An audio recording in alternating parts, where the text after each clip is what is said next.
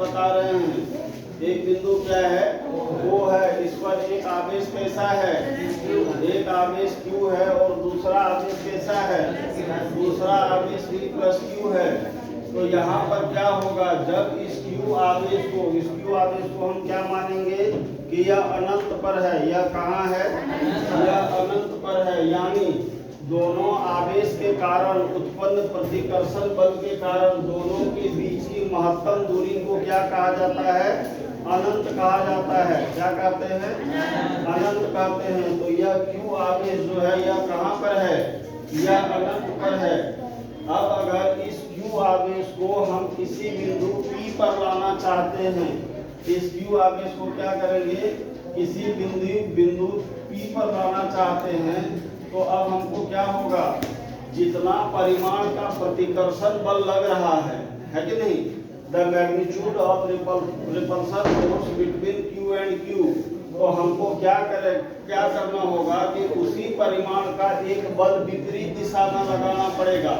क्या करना पड़ेगा, उसी दिशा, उसके विपरीत दिशा में, यानी प्रतिकर्षण बल के विपरीत दिशा में समान परिमाण का, मान लो प्रतिकर्षण बल किधर है, इधर आ रहा है, तो समान उसके विपरीत दिशा में क्या करेंगे, एक विपरीत बल लगाएंगे, लेकिन उसका परिमाण क्या होगा, प्रतिकर्षण बल के बराबर होना चाहिए, लेकिन दिशा क्या होनी चाहिए, विपरीत होनी चाहिए। तो अब अगर बल बाहर की ओर लग रहा है, तो इस आवेश को बिंदु P तक ले जाने के लिए हमको क्या करना पड़ेगा, इस प्रतिकर्षण बल के विरुद्ध बल लगाना पड़ेगा। क्या करना पड़ेगा, इस प्रतिकर्षण बल के विरुद्ध बल लगाना पड़ेगा। और इसके विरुद्ध बल लगा करके मान लो कि हमने क्या किया, इस आवेश को हम कहाँ ले आए, इस आवेश को ले आए किसी बिंदु P पर, ठीक है। तो अब क्या होगा कि किसी आवेश Q को प्रतिकर्षण बल के विरुद्ध किसी बिंदु P पर लाने के लिए क्या है, किया गया कार्य क्या है, किया गया कार्य का मान है W। W बराबर क्या होता है, वर्क डन होता है। क्या होता है, वर्क डन होता है। तो इस किए गए कार्य के कारण किसी बिंदु P पर विद्युतीय विभव यानी V का मान कितना होगा, तो V का मान हो जाएगा कितना, V का मान हो जाएगा किसी बिंदु पर किया गया कार्य बट्टा आवेश। क्या हो जाएगा, किया गया कार्य बट्टा आवेश हो जाएगा। तो ये किसका मान है, ये विद्युतीय विभव है। या विद्युतीय विभव कहाँ होगा, यह विद्युतीय विभव P पर होगा। और इस विद्युतीय विभव का कारण होगा क्या, प्रतिकर्षण बल के विरुद्ध लगाया गया समान परिमाण का दूसरा बल, जो इस बिंदु को अनंत से कहां तक लाता है, P तक लाता है। अब है क्या कि आवेश Q को, इस आवेश Q को अनंत से P तक लाने में किया गया कार्य कितना है, तो W बराबर क्या हो जाएगा, Q गुना V, यानी आवेश गुना क्या हो जाएगा, विद्युतीय विभव। आवेश गुना क्या हो जाएगा, विद्युतीय विभव। तो ये हमारा समीकरण 1 है। ये क्या है, ये हमारा समीकरण 1 है। यह हमें बताता है, यह क्या बताता है भी, किसी बिंदु P पर विद्युतीय विभव कार्य का वह परिमाण है, किसी बिंदु P पर विद्युतीय विभव कार्य का वह परिमाण अथवा कार्य की वह मात्रा है जो एकांक धनावेश को अनंत से किसी बिंदु P तक लाने में किया गया है। ठीक है, तो किया गया कार्य बराबर कितना हो जाएगा, Q गुना V, यानी आवेश गुना वोल्टेज डिफरेंस। आवेश गुना क्या हो जाएगा, विद्युतीय विभव। अब है क्या कि देखो जितना किया गया कार्य है, ठीक है ना, इसके विरुद्ध जितना, एक मान लो कि यह एक स्प्रिंग है, ये क्या है, यह एक मान लो Q से Q तक एक स्प्रिंग है। तो इस स्प्रिंग को हम एक बल लगा करके दबा करके कहां तक लाए, P तक लाए। तो यहाँ तक अब अगर दबा के लाए तो यह स्प्रिंग क्या करना चाहता है, यह इधर बाहर की तरफ छिटक जाना चाहता है। तब इस स्प्रिंग पर क्या हुआ, जितना बल इधर से लगाए विपरीत दिशा में, वो सारे बल का मान कहाँ जाकर के संचित हो गया, उस स्प्रिंग में संचित हो गया। कहाँ जाके संचित हो गया, स्प्रिंग में संचित हो गया। तो जितना किया गया कार्य है, कार्य की जो मात्रा है, कार्य का जो परिमाण है, जितना कार्य अनंत पर स्थित बिंदु Q को किसी तक लाने में किया गया वह इस सिस्टम में, वह किसमें, इस सिस्टम में, इस निकाय में स्थितिज ऊर्जा के रूप में संचित हो जाती है। किसके रूप में संचित हो जाती है? स्थितिज ऊर्जा के रूप में संचित हो जाती है, जिसे हम लोग क्या करते हैं, जिसे हम लोग U से डिफाइन करते हैं। किससे डिफाइन करते हैं? U से डिफाइन करते हैं। तो अब क्या होगा, the system Q and Q, the total potential energy of system is equal to U बराबर Q गुना V। यानी देखो यहाँ पर क्या है कि अगर हम इसको एक स्प्रिंग मानते हैं, इस रेखा की टोटल लंबाई को हम क्या मानते हैं, एक स्प्रिंग मानते हैं, तो अब इस स्प्रिंग को P तक दबाने के लिए किधर कार्य करना पड़ेगा बताओ? स्प्रिंग के विपरीत कार्य करना पड़ेगा कि नहीं? स्प्रिंग के विपरीत कार्य करना पड़ेगा। स्प्रिंग के विपरीत हमने यहाँ से मान लो यहाँ तक कार्य किया, एक बल लगा करके, अब क्या होगा, स्प्रिंग के विपरीत बल लगाना पड़ेगा कि नहीं? स्प्रिंग के विपरीत बल लगा करके हम स्प्रिंग को दबा के कहाँ तक ले आए, दबा करके P तक ले आए। तो अब स्प्रिंग में जो संचित ऊर्जा है उसका मान किसके बराबर होगा? इस पर जितना बल लगाए, जितना बल Q को P तक लाने में लगाए, स्प्रिंग को दबाने में, उतना बल इस स्प्रिंग में क्या होगा, संचित हो जाएगा। यानी अगर यह दो आवेश का एक संगठन है, एक निकाय है या एक सिस्टम है जिसमें प्रतिकर्षण बल कार्य करता है, तो यहाँ एक आवेश Q को मान लो कि ये अनंत पर है, इसको किसी बिंदु P तक लाने में किया गया कार्य जो है वह संचित स्थिति ऊर्जा में परिवर्तित हो जाएगा। मान लो यहाँ पर क्या बता रहे हैं कि यह मान लो स्प्रिंग है, तो स्प्रिंग को जितना दबाएंगे, तो जितना कार्य करेंगे स्प्रिंग पर, वो सारा कार्य कहाँ संचित हो जाएगा, स्प्रिंग में जाकर संचित हो जाएगा। अब स्प्रिंग क्या होगा, और ज्यादा बल बाहर की ओर लगाएगा कि नहीं? तो अब क्या होगा, निकाय की स्थितिज ऊर्जा जो है वह किए गए कार्य के बराबर होगी। निकाय की स्थितिज ऊर्जा क्या होगी, किए गए कार्य के बराबर होगी। अगर निकाय की स्थितिज ऊर्जा U है तो U बराबर क्या हो जाएगा, आवेश गुना विभव। U बराबर क्या हो जाएगा, आवेश गुना विभव। या हमारा समीकरण 3 है, ये क्या है, हमारा समीकरण 3 है।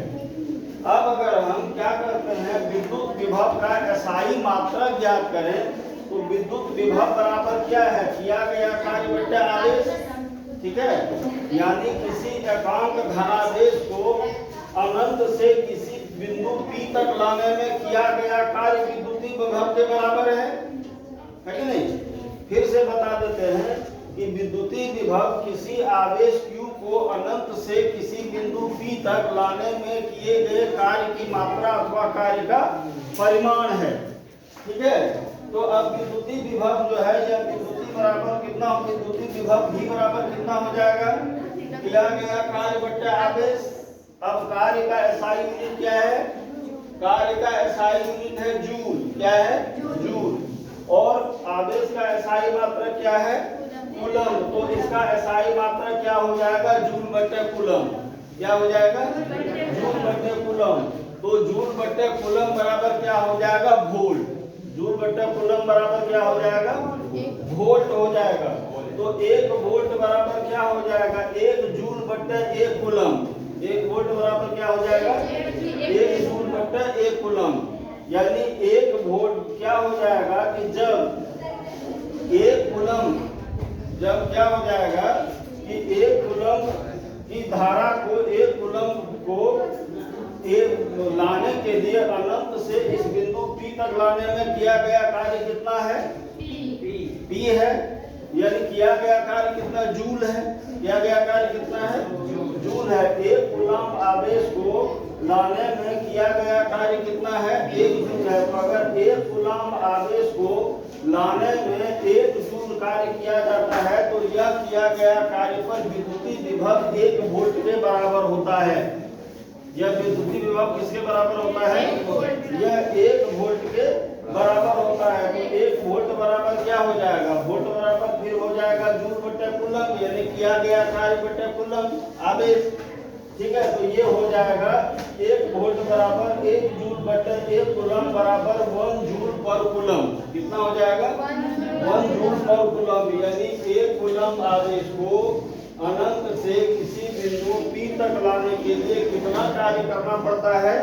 तो 1 जूल कार्य करना पड़ता है, और उस 1 जूल कार्य करने के लिए किसी बिंदु P पर विद्युतीय विभव का मान कितना मानेंगे कि 1 वोल्ट के बराबर है। कितना मानेंगे? 1 वोल्ट के बराबर है। कार्य कितने के बराबर होगा? 1 जूल के बराबर हो जाएगा। और आवेश की मात्रा कितनी हो जाएगी? 1 कूलाम के बराबर हो जाएगी। कितनी हो जाएगी? 1 कूलाम के बराबर हो जाएगी। तो यहाँ पर 1 वोल्ट बराबर क्या हो जाएगा? 1 जूल बाय 1 कूलाम, और 1 जूल 1 कूलाम, ये इसका क्या हो जाएगा? SI यूनिट हो जाएगा। तो अब सबसे पहले हम लोग समझ गए कि सिस्टम किसे कहते हैं। ठीक है, ये Q और Q जो है यह क्या है? यह हमारा एक सिस्टम है, एक निकाय है, जिस पर हम लोग क्या करते हैं? कार्य करते हैं। किसके विरुद्ध कार्य करते हैं? प्रतिकर्षण बल के विरुद्ध कार्य करते हैं। और प्रतिकर्षण बल के विरुद्ध जो कार्य करते हैं वह कार्य कहाँ जमा हो जाता है? विद्युत स्थिति ऊर्जा के रूप में जमा हो जाता है। कहाँ जमा हो जाता है? विद्युत स्थिति ऊर्जा के रूप में जमा हो जाता है। इसको ऐसे भी समझ सकते हो, मान लो कि यह एक गुलेल है। यह क्या है? एक गुलेल है, मान लेते हैं। अब क्या होगा कि इस गुलेल से हम क्या किए? एक रबर को बांध दिए। क्या किए? एक रबर को बांध दिए, और इसमें क्या किए? एक गोटी को रख दिए। क्या किए? एक कांच की गोली को रख दिए। अब देखो, यह गुलेल को जब स्वतंत्र रूप से छोड़ देंगे, ठीक है, तो इसका विभव क्या होगा? शून्य होगा। विभव क्या होगा? शून्य होगा, यानी गुलेल यहाँ पर आकर के स्थिर रहेगा। अब क्या करेंगे? गुलेल को खींचेंगे। गुलेल को क्या करेंगे? खींचेंगे। तो क्या इसके विरुद्ध विपरीत बल लगाकर नहीं खींच रहे हैं? गुलेल के रबर का जो टेंसाइल स्ट्रेंथ है उसके विपरीत बराबर हम बल लगा करके खींच रहे हैं। तो जितना ज्यादा खींचेंगे उतना ही ज्यादा बल यहाँ गोटी पर जमा होता जाएगा। तो अब हम कह सकते हैं कि एक कांच की गोली को अनंत से एक बिंदु P तक लाने में किया गया कार्य कितना है? W है, यानी कि 1 जूल है। ठीक है, और इसके कारण विद्युतीय विभव का मान कितना है? विद्युतीय विभव का मान V है। विद्युतीय विभव का मान कितना है? V है। किया गया कार्य कितना है? तो यह गोली को यहाँ से यहाँ तक लाने में किया गया कार्य गुना टेंसाइल स्ट्रेंथ के बदले में किया गया कार्य, अगेंस्ट में किया गया कार्य Q गुना V है। तो यहाँ पर W बराबर कितना हो जाएगा? Q गुना V हो जाएगा। तो अब यहाँ पर देखो कि जितना कार्य किया गया इस गुलेल को खींचकर यहाँ तक लाने में, वह सारा कार्य में जो बल लगा वो सारा बल का परिमाण कहाँ जमा हो गया? इस बिंदु पर आकर के जमा हो गया। जितना ज्यादा खींचेंगे गोटी उतना ही दूर जाएगा कि नहीं? इसका मतलब है कि जितना कार्य कर रहे हैं वह कार्य इस सिस्टम में, अगर गुलेल एक सिस्टम है तो इस सिस्टम में क्या हो रहा है? संचित हो रहा है। क्या हो रहा है? संचित हो रहा है। यहाँ कांच की गोटी को हम क्या मानेंगे? आवेश मानेंगे। कांच की गोटी को क्या मानेंगे? आवेश मानेंगे। रबर को खींचने के लिए जो किया गया कार्य है उसको W मानेंगे। ठीक है, और उसके कारण जितना संचित ऊर्जा यहाँ पर जमा हुआ वह किए गए कार्य U के बराबर होगा। तो ये Q गुना क्या हो जाएगा? V के बराबर हो जाएगा। Q गुना किसके बराबर होगा? V के बराबर होगा। यानी V क्या हो जाएगा? Difference in length. पहले लंबाई इसकी मान लो L1 थी, अब खींच करके लंबाई कितना कर दिए? L2 कर दिए। तो ये लंबाई क्या हो जाएगी? विभव हो जाएगा। यह जो कांच की गोटी है इसको हम लोग आवेश मान लेंगे। तो संचित ऊर्जा कितनी हो जाएगी? U हो जाएगी। अब जैसे ही इस गुलेल को छोड़ेंगे तो यह कितनी जोर से रिलीज करेगा कांच की गोटी को? जितनी संचित ऊर्जा है।